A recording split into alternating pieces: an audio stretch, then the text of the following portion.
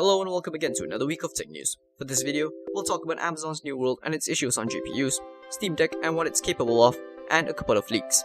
So be sure to stick around and don't forget to subscribe so you won't miss out on our future videos. So recently, Amazon had just released its new MMO called New World into its open beta phase. But none of us can predict what the game had actually cost, as when new players started running the game, some users with EVGA RTX 3090s reported that their cards were dying from leaving the game running from inside the menu screen. The issue was that the game's menu system doesn't have a frame limiter, which allows GPUs to run at thousands of frames per second, basically overloading the VRM and power delivery system. Since then, Amazon had made a statement that they have released a patch that will limit the frames per second on the menu screen. Now, we would have liked the issue to stop there, but there have been multiple reports from other GPU owners, as pointed out by YouTuber Jay's2cents, so it seems that this issue isn't just limited to RTX 3090 GPUs. Now, in a recent video with IGN, Valve dived a bit more on what the Steam Deck and its AMD processor is capable of. Valve developer Pierre Griffet stated that the console is basically capable of running the entire list within the Steam library without problems. He also mentions that games that value high frame rates and resolutions on different platforms can enjoy a scale down to 800p and 30Hz display.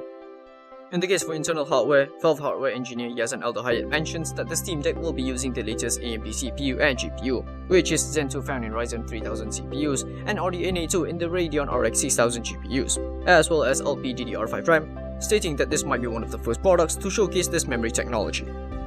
Now, one more thing that we're gonna add is that the 512GB Steam Deck could be released earlier than expected, from Q3 to Q2 of 2022, so the ones expecting this could see this come to light 3 months earlier. Last week, Foodzilla reported that RX 6600 XT should launch on the 11th of August. And just a few days ago, Chinese forums on Baidu have leaked photos of the graphics card, which features a dual fan cooling solution installed over a large aluminum heatsink. There isn't any large fin array to be seen though, so we might be looking at a budget-oriented model. That's not all that's leaked, as there were benchmark results as well. The screenshots show the performance of the RX 6600 XT in the benchmark called Ludashi, a software not very commonly used outside of China. Basically, the GPU is reported to have higher performance than some GeForce RTX 3060 Ti graphics cards, as well as the recently launched RTX 3070 Ti.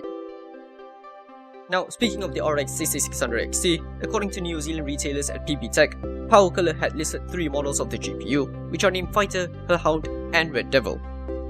All of them will sport 8GB of GDDR6 memory, and as for the price, they might be placeholders as they're all listed at 1,249 New Zealand dollars, or around $867 US, which is a lot to say the least.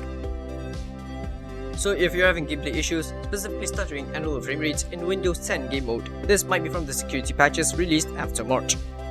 Windows latest has reported that even after the 10th of July update, it still fails to fix annoying performance or gaming issues, according to user reports. A Reddit user also posted a comment on this issue, saying that he's still having problems even after the latest update. However, Microsoft seems to be aware of these reports, and they're working on yet another update that will address issues with power plants in game mode. Next up, Apple may be working on a follow-up to its Pro Display XDR. Only, this standalone external display may have something its predecessor didn't, an internal system on a chip, or SoC. And that's according to a report Friday by 9to5Mac, which says it's learned from sources familiar with the matter that Apple is secretly testing an external display with a dedicated A13 chip and neural engine.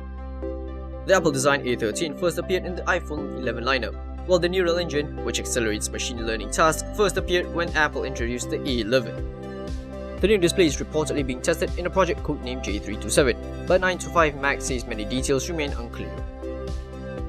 For this next piece of news, we'll be citing the same site as we did just now, as 9to5Mac has reported that iPhone 13 launch will be in the 3rd week of September based on Wedbush analysts. The firm has also stated that the iPhone 13 series is also reported to have up to 1TB of storage option, an upgrade over the existing 512GB of storage. This contradicts TrendForce, as it insists that there will be no 1TB option. Another thing that Wedbush have claimed is that all models of the iPhone 13 lineup may feature light detection and ranging or LiDAR sensors, although TrendForce presumed that LiDAR sensors will be limited to the Pro models in the series. Now, note that Apple hasn't made any official details about the iPhone 13 series, so do take all of these information with a grain of salt. And that's about it for this week. If you feel like you've gained something from this video, be sure to leave a like. And if you're wondering why you should use Windows as your main operating system, check out our top 5 reasons to use Windows right here. And we will be doing these kinds of videos for Linux and macOS as well. So be sure to subscribe so you don't miss out on those videos. And as always, thank you all for watching, and we will see you again next week for more tech news. And until then, take care.